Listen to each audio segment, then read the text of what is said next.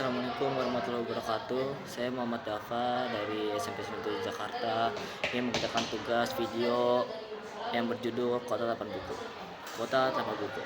Pernahkah kau ke toko buku, perpustakaan, atau taman bacaan? Tidakkah kau merasa istimewa ketika berada di dalamnya? Di sekelilingmu ada berbagai tokoh dari dunia nyata dan khayal. Tempat yang pernah kau kunjungi dan yang belum.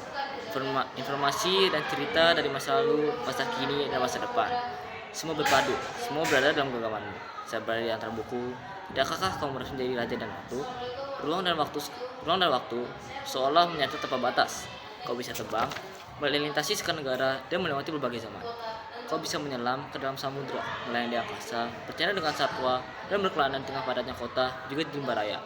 Kau tahu, buku adalah jendela dunia, kunci pengetahuan, dan pintu wawasan. Muhammad Hatta, sang proklamator, pernah berkata, "Aku adalah di penjara, asalkan bersama buku, karena dengan buku, aku bebas." Melalui buku, manusia terbebas dari ketidaktahuan. Tempat-tempat ini penuhi buku adalah harapan berkembangnya pengetahuan wawasan. Apa jadinya jika kota tanpa buku? Pantaskah jadi sumber kota? Di kota itu, mungkin kabar datang dari sumber lain, seperti dari koran, televisi, atau internet. Mungkin informasi dan cerita datang dari cerita nenek moyang, bagai dongeng-dongeng sebelum tidur. Tema warganya pun tiada beda. Bangun pagi, bertebaran di muka bumi untuk berbagai keperluan, untuk kembali pulang siang atau sore harinya. Setelah itu, mereka berangkat tidur dan mulai lagi hari berikutnya. Semua serupa. Di kota itu, mungkin ada bangunan bernama perpustakaan. Dalamnya, buku-buku berderet dalam rak yang terjemah.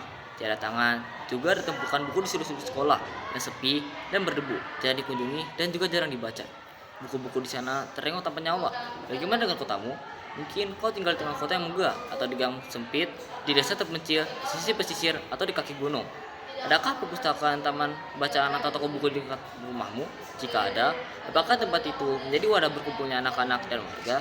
Menjadi pusat berkembangnya wawasan dan pengetahuan, atau hanya menjadi pajangan?